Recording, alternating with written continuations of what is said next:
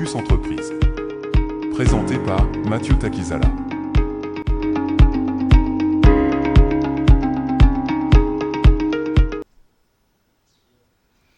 Bonjour, bienvenue dans la chaîne des entrepreneurs et de l'entreprise en République démocratique du Congo et des investisseurs. InfoSag avec l'émission Focus Entreprise, une émission qui parle de l'entreprise, qui parle de la gestion, qui parle du management, qui parle de la conception et du monde de l'entreprise. Et ce matin, nous allons avoir des experts dans ce. Il y en a un qui est dans ce plateau, Maître Sylvestre. Lui, c'est quelqu'un qui a présenté dans le paysage médiatique de la République démocratique du Congo. Mais on va aller dans le Grand Est avec un économiste, M. Géry, qui va essayer aussi de nous compléter. Bonjour, Maître Sylvestre. Bonjour, bienvenue dans ce plateau des Focus Entreprises. Ce matin, on va parler du monde de l'entreprise dans cette chaîne de l'entreprise de l'espace francophone. Bonjour, Monsieur Mathieu, et bonjour à tous les téléspectateurs, tous les internautes qui nous suivent. J'espère qu'on va passer de beaux moments de réflexion dans l'intérêt des entrepreneurs et de l'économie. Voilà, je vais garder la parole. Comment il faut faire aujourd'hui pour bien réussir un projet entrepreneurial? Bon, pour réussir un projet entrepreneurial, déjà, il faut avoir des idées. On ne vient pas dans une affaire comme dans une aventure. C'est-à-dire, il faut dans un premier temps faire une étude de faisabilité de ce que vous voulez faire. Par étude de faisabilité, qu'est-ce que j'entends? Vous avez une idée, vous avez un projet, vous devez d'abord cibler quel est le secteur dans lequel vous voulez vous lancer. C'est ça d'abord la plus grande chose. Dans quel secteur vous voulez évoluer? Est-ce que ce secteur-là donne des opportunités? Est-ce qu'il n'y a pas trop de concurrence? Voilà des questions qu'on doit d'abord se poser. Parce qu'il ne faut pas venir dans un secteur où il y a pléthore d'entreprises. Lorsque vous commencez, des fois, il est difficile d'émerger parce que vous trouverez sur le terrain des grandes entreprises qui ont déjà pignon sur rue et qui risquent de vous étouffer. Moi, je pense que pour faire une bonne affaire, il faut plutôt cibler un secteur qui est comme un peu oublié. Un secteur dans lequel il n'y a pas... niche. Voilà. Un secteur à explorer. En ce moment-là, vous pouvez, dans ce secteur-là, si vous vous y prenez bien, vous pouvez vous imposer dans ce secteur-là. Parce que vous n'aurez pas beaucoup de concurrence, étant donné que tout le monde est dans un coin, mais vous, dans votre coin que vous créez, vous pouvez avoir beaucoup d'opportunités. Donc, après avoir ciblé les secteurs d'activité dans lesquels vous voulez vous lancer, maintenant, il faut chercher le moyen. Il faut, comme on dit, un business plan. Je veux faire ceci. Qu'est-ce que ça me demande? Vous devez, en principe, tout planifier. Le problème chez nous, souvent, on fait les choses à la vaille que vaille, et puis on se retrouve en difficulté. Mais il faut planifier. C'est-à-dire, vous avez un business plan, vous dites, je voudrais évoluer dans ce secteur. Qu'est-ce que ça peut me coûter dans un premier temps pour lancer mon affaire? Par exemple, vous devez vous installer quelque part. Vous devez déjà penser à louer un local, louer une concession dans laquelle vous allez installer vos activités. Donc, vous devez vous y prendre, avoir un fonds de démarrage déjà par rapport à ça. Vous devez, pendant que vous faites, donc dans ce fonds de démarrage-là, dans ce planning-là, il faut prévoir le côté, comme on dit, pub. Parce que pour se faire connaître dans un monde sans Voilà. pitié comme le monde de Voilà. l'économie. Donc, Il nous faut allons de la pub. l'ère de la publicité a sonné avec Voilà. notre partenaire spécial Autogarage, comme vous dites, de C'est la ça. pub. Suivons l'élément des spécial Autogarage et on va revenir avec Maître et puis l'économiste qui est de côté de Boutembo. D'accord. Commander en ligne. Maintenant, votre article filtre pour huile moteur. Bosch, qualité supérieure, disponible à partir de 9,99 $. Et achetez en magasin votre article, profitez de nos services réparation. Pour une offre spéciale, 0 frais d'entretien et vidange vous êtes offert. L'échéance offerte est d'une semaine, profitez-en. Pour cela, appelez au PLIS 243 90 491 691 ou commandez en ligne sur nos adresses réseaux sociaux qui vous est présentée. Notre adresse physique, Limité résidentiel, 619 Gerberas, référence Petit Boulevard, Lumumba.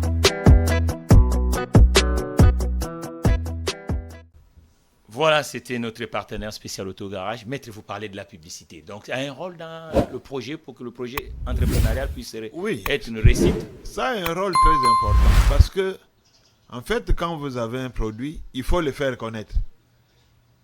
L'homme est très susceptible à la publicité.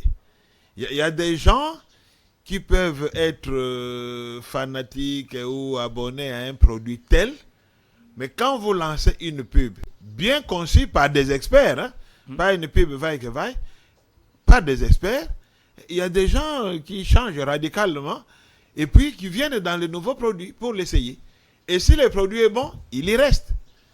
Donc, ça, ce sont des choses qu'on doit prévoir. Et aussi, le côté administratif.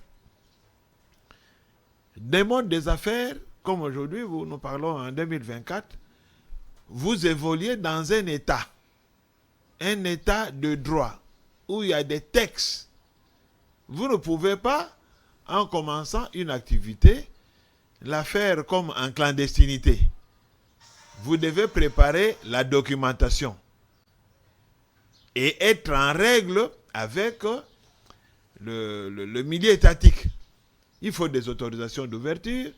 Si vous voulez faire une société, il faut avoir la personnalité juridique qui passe par l'établissement des statuts, leur notarisation, tout ça, avoir les autorisations des ministères attitrés comme le ministère de la Justice pour la personnalité juridique. Et si vous êtes dans un secteur donné, vous pouvez aussi avoir des autorisations supplémentaires. Par exemple, si vous évoluez dans les milieux de la santé, vous devez avoir une autorisation du ministère de la Santé. Si vous êtes du côté de la culture, mêmement et tout. Quand vous avez tous vos documents en ordre, c'est très important parce que beaucoup d'entrepreneurs ont fermé à cause des tracasseries, n'est-ce pas, de l'administration. Quand l'administration vient dans vos installations, on constate que même l'autorisation d'ouverture de la commune, vous n'en avez pas. Vous n'avez pas les autorisations du ministère des petites et moyennes entreprises. Eh bien, on connaît comment nos fonctionnaires travaillent et ils vont vous harceler, et si vous n'êtes pas fort, vous fermez carrément boutique. Donc, moi je pense que ce sont là des éléments de base, n'est-ce pas, de réussite pour installer une entreprise. Donc, être en ordre avec l'État et faire une bonne étude du milieu dans lequel vous voulez vous installer. Nous allons aller vers Boutembo. Monsieur, rejoignez Boutembo, l'économiste. Maître, on va revenir vers vous. L'économiste Géry, du côté de Boutembo, il va essayer aussi de rentrer dans ce débat. Maître, tout à l'heure, vous disiez il faut être en ordre avec l'État. Maintenant, un projet, c'est d'abord, il faut commencer quelque part. Et vous dites il faut commencer avec l'idée. Après l'idée, il faut réunir la plupart des éléments. Voilà. Et vous avez dit aussi un business plan. Ça signifie quoi un business plan? Bon, business plan, c'est en fait, quoi dire, c'est un projet chiffré et détaillé. Hein? Vous savez exactement dans votre business plan. C'est comme un tableau de bord. Un tableau de bord, voilà. Je vais faire ça. Pour faire ceci, ça demande autant de moyens. Ça demande autant. Ça demande autant. Ça demande autant. Parce que même si vous devez chercher un crédit à la banque, on va vous demander un business plan. Oui, vous voulez faire mais donnez-nous votre plan d'affaires. En fait, bon, c'est un mot anglais, mais le plan d'affaires. Qu'est-ce que vous voulez faire? Parce que la banque ne va pas vous financer comme ça. Vous venez, vous dites, donnez-moi un crédit d'$1 million. Du $1 million pour faire quoi? Il faut justifier. Alors, c'est dans les détails là que vous pouvez, n'est-ce pas, convaincre le banquier à mettre à votre disposition des moyens. Nous allons à Butembo avec l'économiste Géry. Bonjour, monsieur Géry. Bonjour, monsieur Géry. Bonjour, vous nous suivez? Oui, je vous suis correctement. Je suis en train de suivre l'intervention humaine. Voilà, donc c'est ce que nous disons. Bienvenue dans Focus Entreprise de la chaîne francophone de l'économie et de business de Kinshasa, InfoSag. Nous parlons aujourd'hui de comment réussir un projet entrepreneurial ou un projet de création d'entreprise en République démocratique du Congo. Ça tombe bien que vous êtes économiste et puis compléter avec cet échange d'aujourd'hui, ces débats avec un chevronné de ce qu'on appelle le droit d'affaires, le droit des entreprises.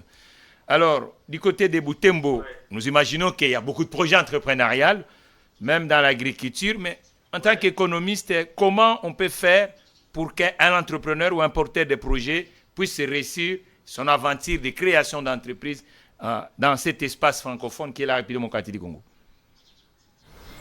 Oui, premièrement, dans notre région, ce qui est à relever, c'est des ordres. C'est qu'en amont, d'abord, comme le maître est en train d'expliquer, ça veut dire qu'il faut avoir tous les documents nécessaires pour être peut-être acceptés par les institutions financières pour les questions de crédit.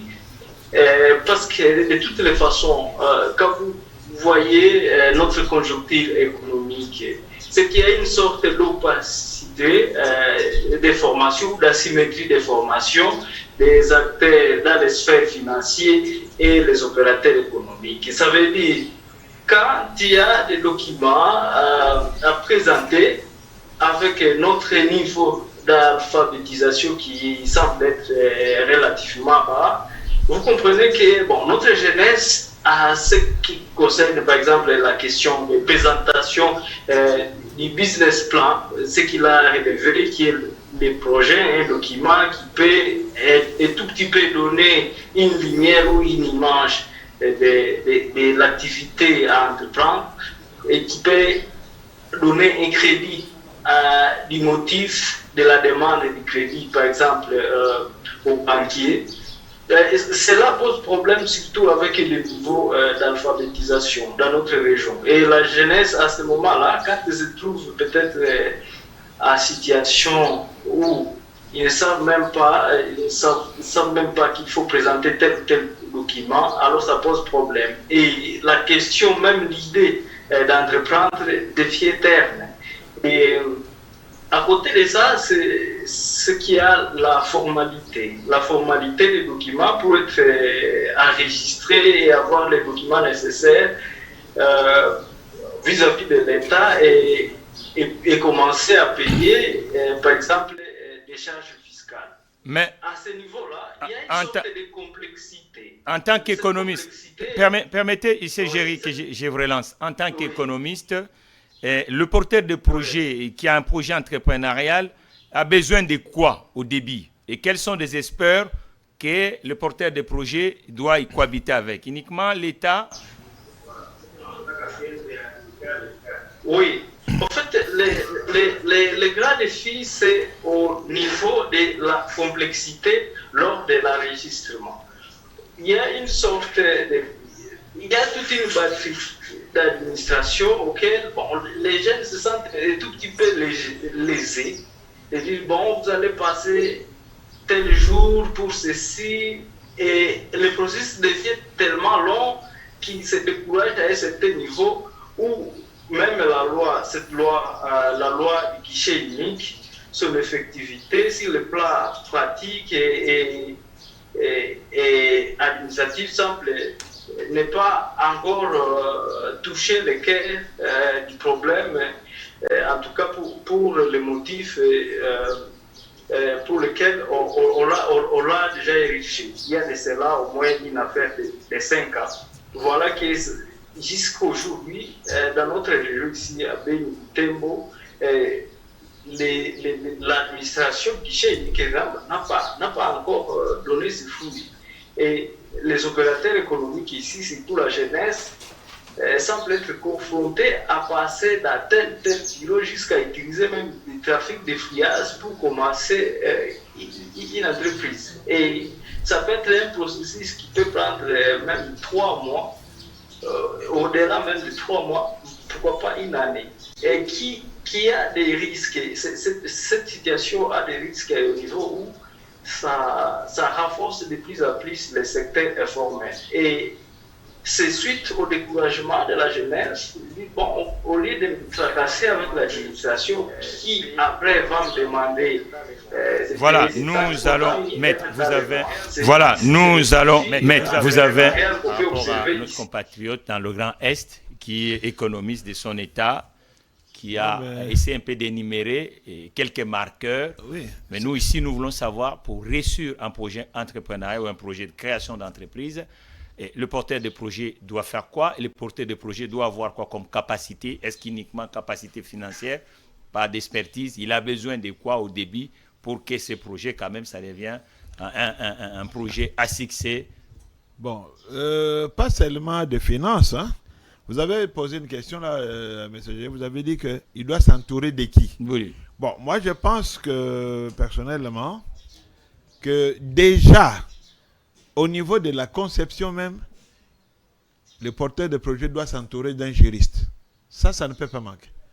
Parce que le juriste, il va vous aider dans la constitution de la documentation. Et quel juriste? Juriste d'affaires, pas n'importe juriste. Hein?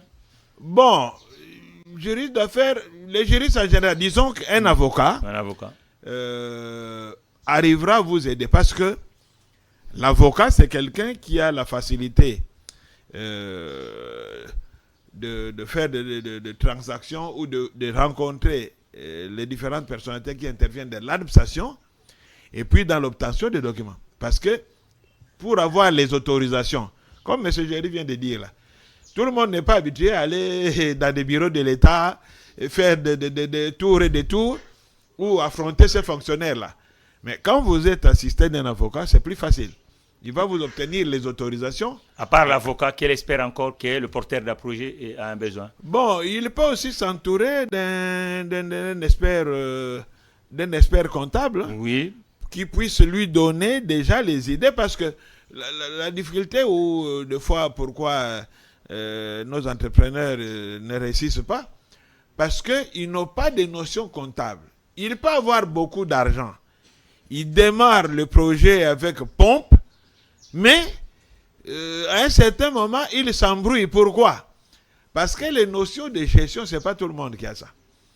J'ai toujours conseillé, même à certains clients là, que moi, on m'a appris, n'est-ce pas, en comptabilité, que même si vous êtes patron d'une entreprise, vous devez faire la part des choses entre votre poche à vous et la poche ou la caisse de l'entreprise. Quand les deux caisses sont confondues, c'est là que vient la faillite. Parce qu'il y a des normes pour sortir l'argent dans une caisse d'une entreprise. Même si c'est votre entreprise. Vous ne pouvez pas à tout moment passer, n'est-ce pas, à la caisse là, dire donnez-moi ceci, donnez-moi cela. Nous avons connu des grands noms ici, des grandes personnalités qui avaient de grandes entreprises, mais c'est tombé en faillite à cause de ça. Parce qu'on n'a pas su faire la part des choses entre la poche du patron et la caisse de l'entreprise. Donc, un expert en comptabilité, un expert financier est aussi important pour vous accompagner à vos débuts. Parce que, bon, le porteur de projet peut être de n'importe quelle formation. Il peut être médecin, il peut être, c'est pas moi, un agriculteur, il peut être n'importe quoi.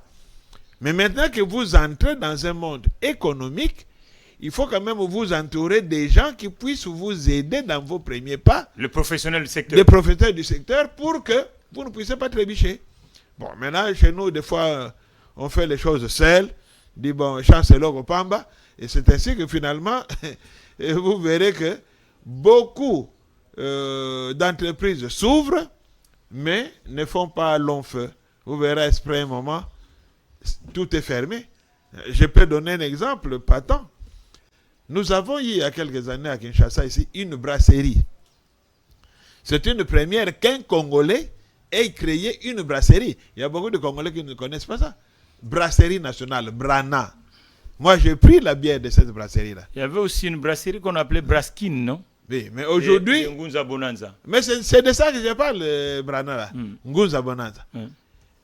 Aujourd'hui, il n'y a même pas... Quand vous passez dans cette concession-là, déjà, c'est morcelé, c'est vendu en parcelle résidentielle. Mais vous voyez ça? Or, quand vous allez à l'Occident, aujourd'hui, par exemple, le groupe Castel, mais ça a été créé par M. Castel, qui était un ingénieur chimiste. Mais la Castelbie, aujourd'hui, fait un nom dans le monde. Mais pourquoi nous, chez nous ici, nous commençons des bons projets, arriver au niveau de brasser la bière que nous avons consommée ici? Pourquoi ces projets ne pouvaient pas continuer? Bon, évidemment, de l'autre côté, il y a l'environnement. Hein. Je crois que M. Géry a un mot à placer dans ce débat. Il y a l'État qui n'accompagne pas aussi. Nous vous écoutons. Je suis, oui, je suis d'avis avec les maîtres, mais seulement pour qu'une entreprise ferme, il y a tout un tas de raisons. Bien sûr, parmi les grands motifs ou raisons, il y a toujours cette question de gestion où on doit séparer, disons, la personne physique et la personne morale qui est l'entreprise. La personne physique qui devient le chef de l'entreprise.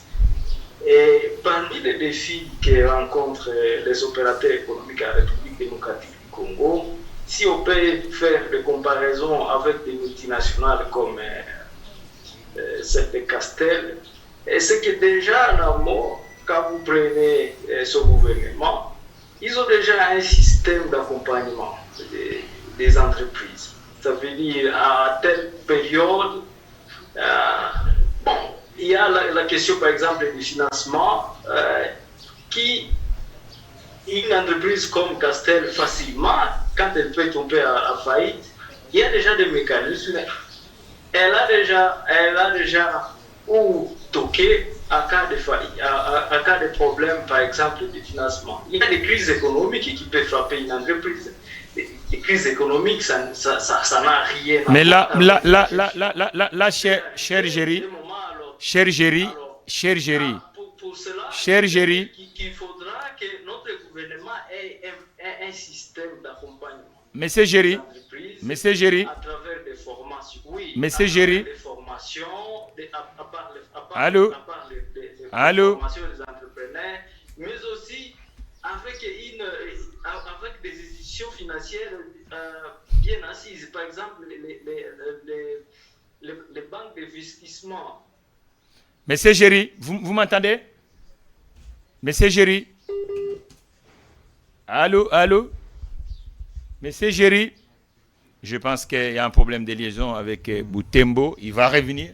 Maître, votre co-débatteur dit il n'y a pas qu'uniquement le problème des concepteurs de projets, il y a aussi un problème d'écosystème financier et même l'absence d'une formation claire pour le porteur de projets en République démocratique du Congo. Bon, vous êtes d'avis avec l'économiste de Boutembo?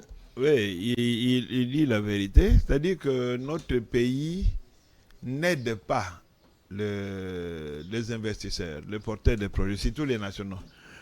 Parce que quand vous voyez le nombre de Congolais qui ont tenté de monter de grandes unités, qui aujourd'hui ont fermé, entre autres, il y a la non-assistance de l'État.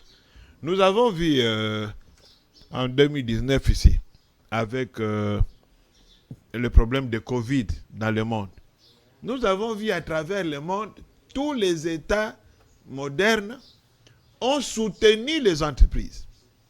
Ils ont soutenu les entreprises. Ils ont donné de l'argent aux entreprises pour que ces entreprises-là ne ferment pas. Mais chez nous, les entreprises se sont débrouillées à leur manière. Ce qui n'est pas normal. Ouais. Or, une entreprise, il faut la soutenir. Si vous ne la soutenez pas, comment elle va résister? Parce que quand l'entreprise fonctionne, elle crée de l'emploi, elle paye des taxes, elle paye des impôts qui renflouent les caisses de l'État. Donc l'État a tout intérêt que les entreprises ne ferment pas. Parce que si toutes les entreprises ferment, c'est la caisse de l'État qui... Quand votre co-débatteur dit la formation, parce que nous voyons que dans l'écosystème, avant la création, le porteur de projet, vous avez bien ficelé ici, dire qu'il faut que le porteur de projet s'entoure avec d'autres experts du monde de l'entreprise, de comptables, le juriste, le financier, et pour qu'ils puissent élaborer un bon projet économique. Mais maintenant, ces experts-là, dans la plupart des écosystèmes, c'est autour de ce qu'on appelle les chambres consulaires, telles que le chambre de commerce, chambre d'agriculture, chambre d'industrie, pour former le chef d'entreprise avant l'immatriculation. Mais ici en République démocratique du Congo, est-ce qu'il y a vraiment des institutions de formation des porteurs de projets? Bon, il y en a quand même par-ci par-là. Il y en a quand même par-ci par-là. Et dernièrement, j'ai vu, on formait des jeunes start-up. Il y en a quand même, mais pas beaucoup. Mais donc, ce que M. Géry dit, c'est très important. On doit former les gens. Parce que quand vous venez dans le monde des affaires, bon, vous n'avez toujours pas la formation requise. Mais il faut qu'il y ait des institutions qui puissent vous accompagner. Vous accompagner pour que vous puissiez, n'est-ce pas, maîtriser les méandres. Parce que c'est un monde, comme on dit en lingala, monde encore. Donc là, on ne vous fait pas de cadeaux. Donc quand vous venez, vous êtes encore frêle, vous êtes un petit fretin, on doit vous entourer par des experts, des professionnels pour vous permettre d'avancer. Sinon, vous allez être écrasé. Donc, ce qu'il dit, c'est aussi important. Monsieur Géry, vous nous entendez? Oui, je suis en train de le suivre. Bon, vous avez dit que tout à l'heure, vous parlez de l'écosystème. Normalement, le sujet d'aujourd'hui, ce n'est pas le financement. Nous disons qu'est-ce qui peut faire qu'un projet de création d'entreprise puisse être reçu. Alors, la réussite d'un projet entrepreneurial, le projet entrepreneurial a toujours été élaboré par l'artiste qu'on appelle ou le porteur de projet. Oui. Et lorsqu'il matricule l'entreprise, devient l'entrepreneur. Donc, maintenant, quelles sont les capacités qu'un porteur d'entreprise, un porteur de projet doit avoir au niveau de l'élaboration de projet? Bon, en fait, il y a aussi la question d'apprendre à se dépendre. Ça peut être à travers un autre entrepreneur. On peut l'assister et pourquoi pas lui poser des questions. Parce que vous allez constater avec moi que dans un secteur ou dans un marché pharmaceutique qui peut être regroupé ou organisé à consortium, vous allez constater que tel avait appelé tel a montré à tel marché, là où on peut s'approvisionner, là où on peut payer et être en ordre, comment on peut faire pour être en ordre avec l'État, les orientations, mais aussi à travers les organisations professionnelles, ou soit des associations de vente de ceci ou de production de cela, à travers ces groupes ou ces associations, et je crois que les entrepreneurs peuvent beaucoup apprendre pour réussir. C'est pourquoi il y a des patronats un peu partout, là où il y a un peu d'activité économique, il y a des patronats, là où quelqu'un peut vraiment tirer la meilleure partie de ce qui est formation pour atteindre les objectifs entrepreneuriaux. Et à côté de ça, moi je crois que pour notre gouvernement, on devrait quand même être capable d'alléger et dissiper cette complexité administrative.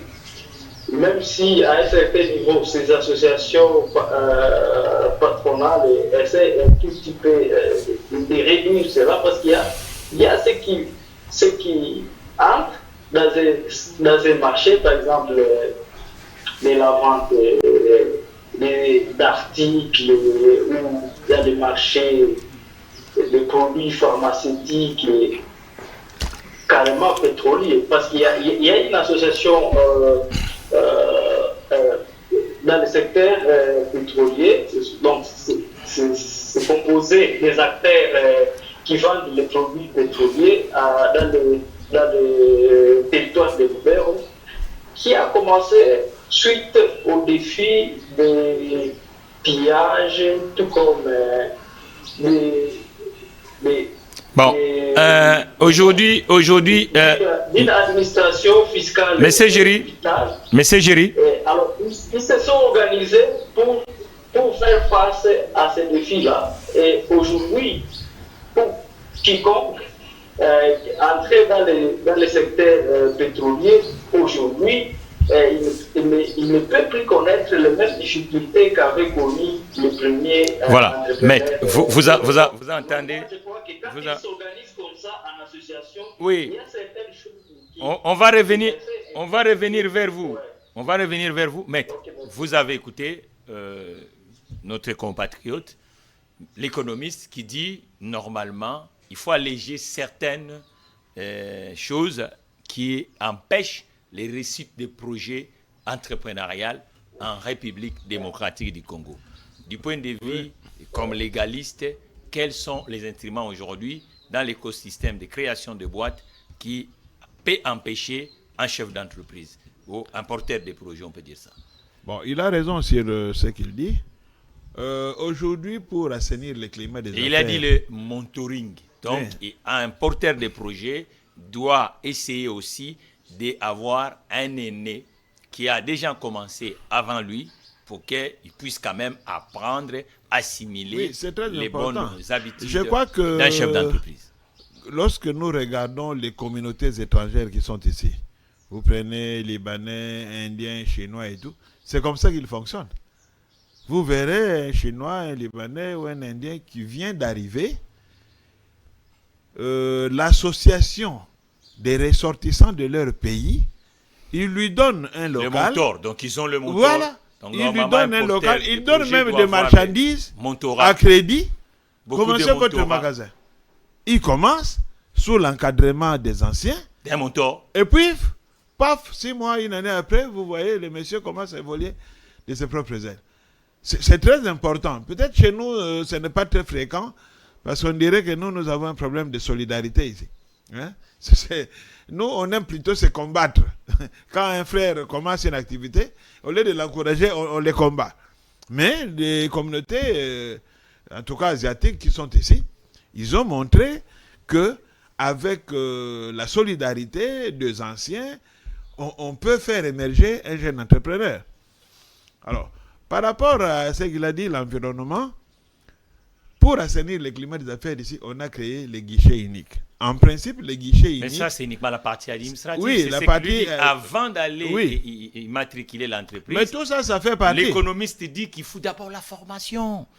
Donc, il faut déjà commencer à former le porteur de projet. Mais la formation, là, vous n'allez pas la voir dans la rue. Dans des institutions. Dans des institutions attitrées, où vous pouvez avoir, n'est-ce pas, cet accompagnement-là. Et nous, ici, on accompagne les porteurs de projets, y compris même le manager qui gère des entreprises avec la chaîne des entrepreneurs et des investisseurs. Oui. Si vous êtes porteur de projets, InfoSag peut vous accompagner et pour que ces projets soient des projets qui réussissent en République démocratique. C'est exactement ça. Donc, déjà, ce que vous faites là, ça contribue, n'est-ce pas, à ouvrir l'œil de l'entrepreneur. Parce qu'on ne vient pas dans les affaires vaille que vaille, on ne vient pas comme on veut. Donc, je disais par exemple que, par exemple, du côté administratif, le guichet unique, M. Géry en a parlé, normalement, c'était pour réduire les temps.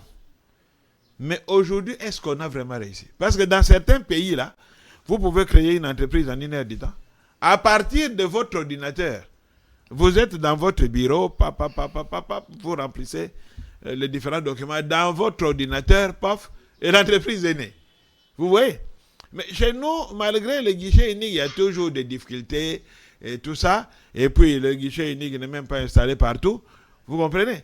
Alors, tout ça, ça crée des... Parce que quand vous commencez une affaire et que vous sentez que vous commencez à trop dépenser pour avoir les documents, vous voulez aller avoir l'identification, on vous embête, vous voulez aller RCCM, on vous demande ceci. Beaucoup de gens se découragent. Et M. Géry dit ça. Oui. Finalement, les gens vont dans les noirs. Il dit, bon, au lieu d'être une entreprise officielle, bon, je fonctionne dans les noirs, dans la fraude, parce que bon, je dépense trop à avoir les documents. Or, l'État devrait alléger, n'est-ce pas, l'obtention de tous ces documents-là pour donner booster, n'est-ce pas, les personnes qui ont de bonnes idées de créer des entreprises. Mais comment dans le même écosystème, parce que du côté des autochtones, nous disons que l'écosystème est sableux, et comment fait-il dans le même écosystème les projets entrepreneuriaux pilotés par les communautés venant d'ailleurs? Ce sont des sagas. Comment vous expliquez ça? Le paradoxe est de quel contexte? Non. J'étais avec des gens de FPI, Fonds de promotion de l'industrie. La difficulté, c'est que le Congolais, ils n'ont pas de capitaux. Le Congolais, n'ayant pas de capitaux, ils n'ont pas non plus de garanties à donner pour avoir le financement. Or, ces communautés-là... Ce qui bloque les réussites des projets entrepreneuriaux pilotés par des Congolais, entre autres, le financement est là-bas. Oui, parce qu'en fait, on nous donne qu'aux riches. Parce que pour qu'on vous donne un crédit, on vous demande des garanties. Mais quand vous dites qu'ils ne sont pas formés, même on lui donne l'argent, qu'est-ce qu'il va faire avec Non, mais attendez, quand quelqu'un a les moyens, il peut, nous avons dit tout à l'heure ici, il peut s'entourer d'experts qui vont l'accompagner. Mais déjà, quand vous faites, parce que FPI et consorts, qui sont en fait des banques d'investissement. Aujourd'hui, la Sofidé n'existe plus, elle est presque morte. Bon, on vous demande ce que vous n'avez pas. Par contre, par exemple en Europe, vous verrez un jeune monsieur qui vient de terminer ses études, par exemple en agronomie. Il demande un crédit, on lui donne.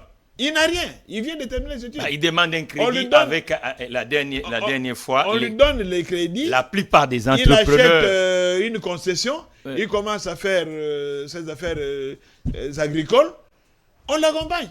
Mais chez nous, c'est difficile parce qu'on va vous dire donner une garantie, donner une hypothèque.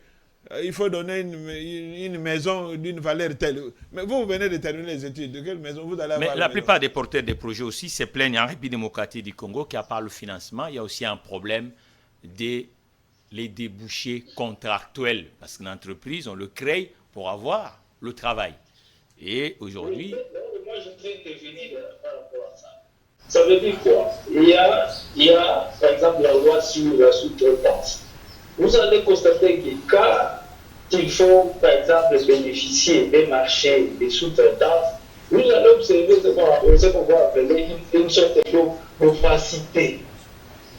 On vous dit, bon, ok, il y a tel contrat, souscrivez, et les jeunes Congolais vont souscrire. Mais après, les jeunes Congolais vont constater que ce sont les mêmes personnes pour sélection. Et cela les décourage à ne plus postuler. Et c'est pourquoi vous allez voir que les sociétés, ce sont des sociétés étrangères qui viennent facilement ici chez vous et embraser presque tous les contrats qui peuvent venir soit pour le secteur privé, soit pour le secteur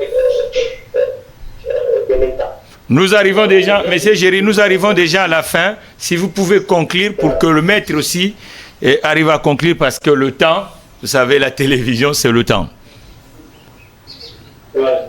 Bon, tout ce que je peux dire par rapport à notre situation entrepreneuriale à la République démocratique du Congo, c'est que la jeunesse, ou soit toute personne de bonne volonté qui veut entreprendre, bon, d'aller d'entreprendre, mais ça n'a rien attendre du gouvernement. Parce qu'en remplacement du gouvernement, je suis sûr qu'il est bien nécessaire. On doit prendre notre climat entrepreneurial tel qu'il est. Sinon, on le fera, c'est tout ce que je peux dire. Maître, L'économiste dit que les porteurs de projets ou les entrepreneurs, il ne faut pas attendre du côté. Vous avez compris un peu la phrase. Mais maintenant, le marché public, vous allez atterrir avec parce que c'est parmi aussi des instruments qui permettent que la plupart des porteurs de projets ou les entrepreneurs puissent réussir en termes de contractuel. Aujourd'hui, le marché public de la République démocratique du Congo, est-ce que ça permet vraiment, vous en tant que juriste, aux entrepreneurs des capitaux locaux à essayer de créer de la valeur autour de leur secteur d'activité? Bon, pas du tout, parce que déjà, les marchés qui sont octroyés aux gens ici, c'est comme M. Géry dit, c'est fait dans l'opacité. On donne des marchés de gré à gré, après des arrangements. On dit, bon, nous avons tel marché, par exemple, il faut construire telle route. C'est un marché de 10 millions de dollars. Bon, nous voulons vous donner ça. Qu'est-ce que nous aurons en retour? Vous voyez? Or, nous avons tout un service, la Direction générale des marchés publics, par lequel devaient transiter tous les marchés publics. Et que, lorsque il y a un marché, on passe au soumissionnement, les entreprises soumissionnent, la Direction générale fait les études et retient l'entreprise la mieux qualifiée. Mais ce n'est pas ce qui se fait en général. Ici, ce sont des arrangements entre copains. Hein? Des arrangements entre copains. On donne un marché, même à une entreprise non qualifiée, tout simplement parce qu'avec cette entreprise-là, j'aurai en retour une commission. Et c'est ça qui tue, n'est-ce pas, le jeu qui devait être équilibré. Mais bon, pour clôturer, je dirais ceci. C'est vrai, M. Géry, je le vois un peu sceptique, il dit qu'il ne faut rien attendre de l'État. Mais le problème, c'est l'État qui doit organiser l'environnement socio-économique. C'est l'État qui doit... Vous pouvez avoir de bonnes idées, mais si l'environnement socio-économique et politique ne va pas... Nous invitons dans cette émission Focus Entreprise, oui, tous les représentants ou les experts du monde de l'entreprise à participer, y compris les organisations telles que la FOGEC, la NADEC et le régulateur de la sous-traitance en République démocratique du Congo, même les assureurs de la République démocratique du Congo et les banquiers à venir dans ce plateau pour que le professionnel monde de l'entreprise, même les dirigeants des entreprises de portefeuille, c'est dans ce plateau qu'on peut parler parce qu'il faut qu'on parle plus de l'entreprise en République démocratique du Congo. C'est cela. Donc, il faut que l'État puisse assainir les milieux, donner les facilités à ceux qui entreprennent. Donner des facilités. L'État doit encourager.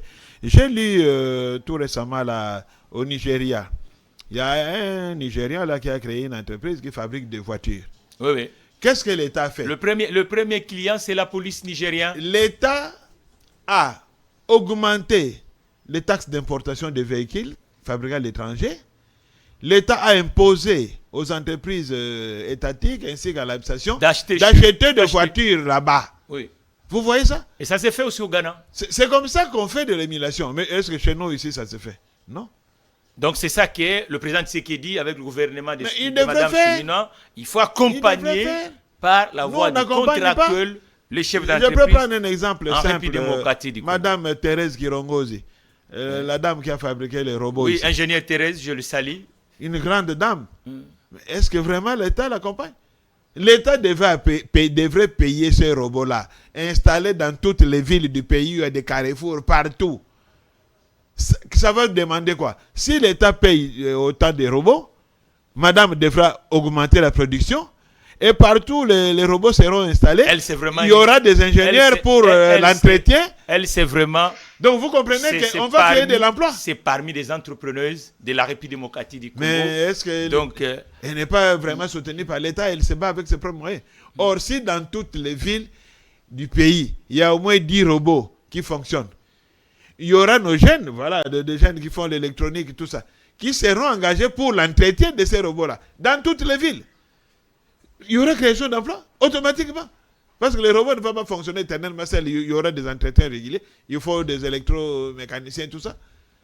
Vous voyez comment on pousse, n'est-ce pas, l'émulation?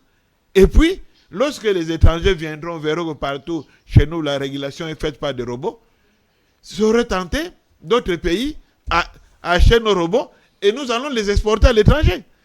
Oui, quand vous exportez, il y aura des dividendes pour l'État. Quant à cette icône de l'entrepreneuriat féminin en démocratie du Congo, ingénieur Kirongozi, beaucoup de projets, par exemple, les radars automobiles, contravention. Mais elle a même fait le respirateur pendant la période de Covid. Avec l'actuel ministre des Recherches scientifiques, Mme Malou. Ils ont fait des respirateurs. Donc, est-ce que l'État a financé? Voilà. Et puis, parce que malgré que le Covid est un peu passé, mais les gens ont toujours besoin de respirateurs dans les hôpitaux. Oui. Mais pourquoi ne pas avoir des respirateurs dans tous les hôpitaux made in Congo? Nous vous remercions. Et ingénieur Kirongozi, un jour, quelqu'un que je connais aussi, elle viendra dans ce plateau. Pour une grande femme de l'entreprise qui a montré et qui représente la technique de la République démocratique du Congo. Nous atterrissons. Merci, maître, d'avoir honoré ce plateau des entrepreneurs et des experts. Et puis, sans oublier votre co-débatteur qui était du côté de Boutembo, M. Géry, merci. Et puis, nous n'oublions pas l'équipe technique qui nous a garanti ces plateaux, y compris les francophones, partout là où ils se retrouvent, mais les Congolais, parce que c'est chaîne économique et de l'entreprise business, nous émettons à Kinshasa. Quant à moi, je vous remercie. C'est Mathieu Takizala qui était à la présentation. Prochaine occasion, Maître Sunzu. Merci. InfoSag, première chaîne des entrepreneurs et investisseurs en République démocratique du Congo.